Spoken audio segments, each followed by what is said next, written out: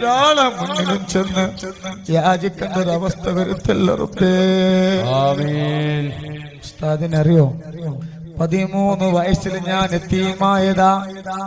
13 വയസ്സിൽ ഞാൻ യതീമായതാ. യതീമാകുന്നതിന്റെ മുമ്പ് യതീമാണെന്ന് പറഞ്ഞിട്ട് ദാറുൻ നജാത്ത് യതീം ഖാനിൽ ഞങ്ങളെ ചേർത്തിട്ടുണ്ട്. ഭക്ഷണത്തിന് വകയില്ലാതെ ഒരുപാട് കരഞ്ഞിട്ടുണ്ട്. 13ാമത്തെ വയസ്സിൽ എന്റെ വാപ്പ മരിക്കുകയാ. 13ാമത്തെ വയസ്സിലാണ് എന്റെ വാപ്പ ഈ ലോകത്തോട് വിട പറയുന്നത്. ഒരു നേരത്തെ ഭക്ഷണത്തിന്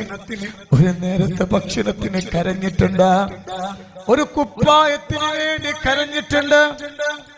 ഒരു റമദാൻ വരുമ്പോ യതീം ഖാനയിൽ നിന്ന് തന്റെ എല്ലാ കുട്ടികളും വീട്ടിലേക്ക് പോകുമ്പോ ഞങ്ങളും ആഗ്രഹിച്ചിട്ടുണ്ട് ഒരു വീട്ടിലേക്ക് പോവാൻ. ഒരു യതീമെന്ന് പറഞ്ഞാല് യതീമിനേക്കാൾ ഇഷ്ടപ്പെട്ട് ജീവിച്ചവനാ. സുബ്ഹാനല്ലാഹ്. ഒരുപാട് പ്രയാസങ്ങളാ അല്ല എനിക്ക് തന്ന എന്റെ ജീവിതത്തിൽ ഏറ്റവും വലിയ നിഅമത്ത് ഈ സ്വലാത്തുൽ ഫാത്തിഹയാണ്. ഇത് വന്നതിന് ശേഷമാണ് എന്റെ ജീവിതം മാറ്റിമറിച്ച് യതീമെന്ന് പറഞ്ഞാൽ യതീമിനേക്കാൾ കഷ്ടപ്പെട്ട് ജീവിച്ചിട്ടുണ്ട്.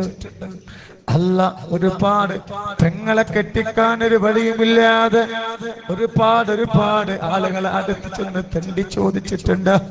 എന്റെ പെങ്ങളെ കെട്ടിക്കാൻ വല്ലതും തരുമോ? സുബ്ഹാനല്ലാഹ്. കരയാത്ത ദിവസങ്ങൾ ജീവിതത്തിൽ ഉണ്ടായിട്ടില്ല.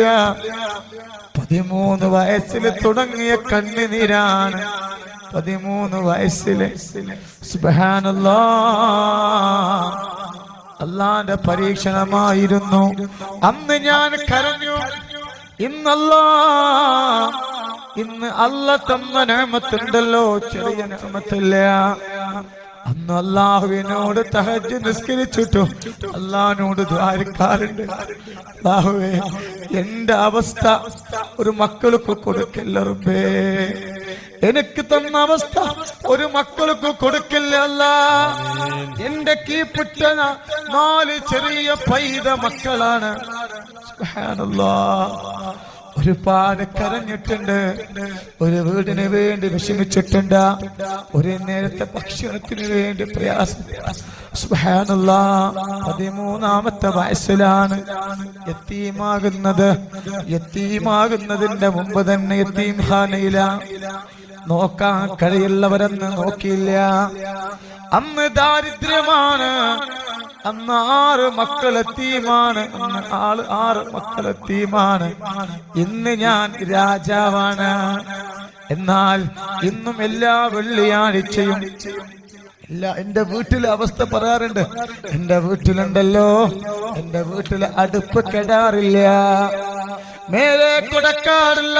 നൂറെ ഹബീബിന്റെ വീട്ടില് അടുപ്പ് കെടാറില്ല. നൂറെ ഹബീബിന്റെ വീട്ടിലെ ഗേറ്റ് പൂട്ടാറില്ല. അത് മാത്രമല്ല എന്റെ വീട്ടിലെ ജനപ്രവാഹം ഒഴിയാറില്ല. സുബ്ഹാനല്ലാഹ്. കരഞ്ഞിട്ടുണ്ട് ഒരുപാട്. ഇന്നെന്റെ കൂടെ പറപ്പീകളായ നിങ്ങൾ കാരണമാണല്ലോ എനിക്ക് നിഅമത്ത് തന്നത്. മറക്കൂല നിങ്ങളെ ദുനിയാവിൽ മാത്രമല്ല ആഖിറത്തിലും മറക്കൂല. അല്ലാഹ് നൂറെ ഹബീബിന്റെ മുത്തുമണികളെ തങ്ങളെ ഈ കൂടെ പറപ്പീകളെ തന്ന സന്തോഷമാണ്. നിങ്ങളെ തന്ന സന്തോഷമല്ലാതെ വേറെ ഒന്നും ദുനിയാവിൽ എനിക്ക് റബ്ബ് തന്നിട്ടില്ല. This is such a great trip. Didn't we plan a good one this time, team? I would love to take us all to dinner. സുബ്ഹാനല്ലാഹ്. എത്ര പേരാണ് വേട്ടയാടിയത്, എന്നിട്ട് എനിക്കൊന്നും സംഭവിച്ചിട്ടില്ല. അത് യതീം മക്കളെ നോക്കുന്നത് കൊണ്ടാണ്. അല്ലാഹുവേ എന്റെ വീട്ടില് ഒരുപാട് കുട്ടികൾ വരുമ്പോ, ഒരുപാട് പാവപ്പെട്ടവര് വരുമ്പോ എന്റെ ജീവിതം ഞാൻ ഓർക്കാറുണ്ടോ? എല്ലാ വെള്ളിയാഴ്ചയും നൂറെ ഹബീബിന്റെ മുത്തുമണികളെ ഹൈറിന് വേണ്ടി എന്റെ വീട്ടില് 12ഓളം ഉസ്താദമാർക്ക് ഭക്ഷണം കൊടുക്കാറുണ്ട്. ഇപ്പൊ എന്റെ ഏറ്റവും വലിയ ഏറ്റവും വലിയ സമ്പത്ത് നിങ്ങളാ. എനിക്ക് ദുനിയാവിൽ ഞാൻ ഇങ്ങനെ പാവപ്പെട്ടവർക്ക് പൈസ കൊടുക്കുമ്പോ എന്റെ കൂടെ പുറപ്പീങ്ങളോ എന്റെ കൂട്ടുകാര് പറയാറുണ്ട്, നാളത്തേക്ക് എന്തെങ്കിലും എടുത്തു വെക്കണേ. ഞാൻ പറയാറ്, എന്റെ പീടിയ കൊലായ്മ ഞാൻ കിടന്നുറങ്ങിയവര് ഇനി കടക്കാറുണ്ട്.